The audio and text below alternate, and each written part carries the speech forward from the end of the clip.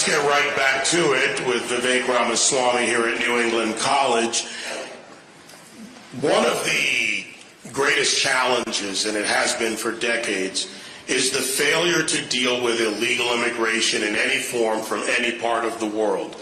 It's not just about the southern border. It encompasses all the other elements of visa overstays. But the greatest flood comes across our southern border. Yes. Illegal immigration, and immigration, legal and illegal, is under the executive branch of the United States. So how would you as president tackle illegal immigration, and then in addition to that, Vivek, birthright citizenship, and what should be done about it, because that is a part of the problem?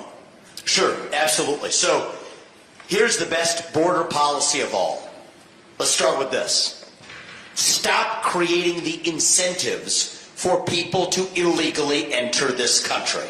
No more funding for sanctuary cities using our taxpayer money to literally fund the breakage of law subsidized by cities across the United States. Put an end to that. Not another dime of taxpayer money going to Central America or to Mexico until they have dealt with their side of this border crisis.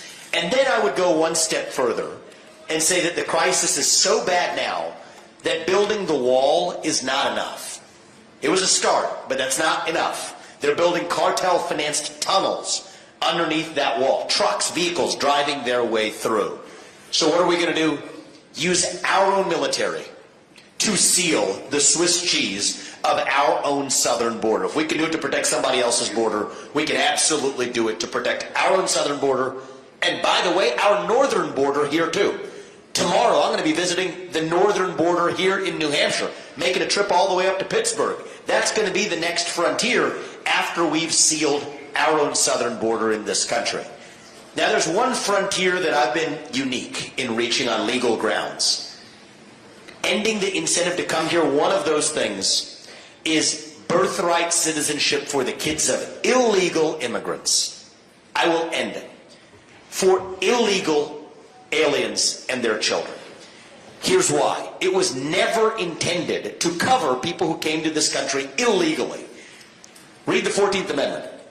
It says all persons born or naturalized in the United States and subject to the laws and jurisdiction thereof shall be citizens. Well, what does that "and" mean? It means that the kid of a Mexican diplomat who's born on U.S. soil, he doesn't enjoy birthright citizenship. There's not a single federal judge or law professor in this country who's worth his salt who would disagree with me on that. But if the kid of a Mexican diplomat born on American soil, legally being here, isn't somebody who enjoys birthright citizenship, then neither should somebody who crossed illegally from Mexico and has an anchor baby here enjoy birthright citizenship either. That's how we have to think with the spine. We solve the border crisis, and then with compassion, dignity, respect, but also American interests foremost, ask ourselves, how do we enact a legal immigration policy that best serves the interests of Americans who are already here? That's a kind of leadership that I don't think we have on this issue in either party, but I'm going to be able to address this, I'm confident, in my first 6 months in office. We will have this done and dealt with. As you said, this is a job of the Commander-in-Chief, not this Congress. Question. The how. Yes. Is it a path to the Supreme Court? Is it what's the path to ending birthright citizenship? So the paths on everything we talked about, first of all, as Commander-in-Chief, I can move troops to the border. That's absolutely within my purview and responsibility. On the asylum system that's being broken now, let's get very practical. What's actually going on at the southern border? People are showing up and just checking a box saying they need asylum.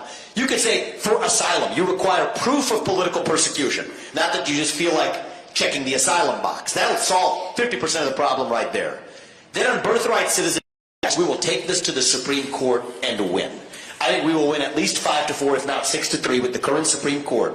On the argument that I made, that's what my Solicitor General will make at the Supreme Court, which is, just as the kid of a Mexican diplomat doesn't enjoy birthright citizenship, neither does somebody who came to this country illegally and have a child here enjoy birthright citizenship either.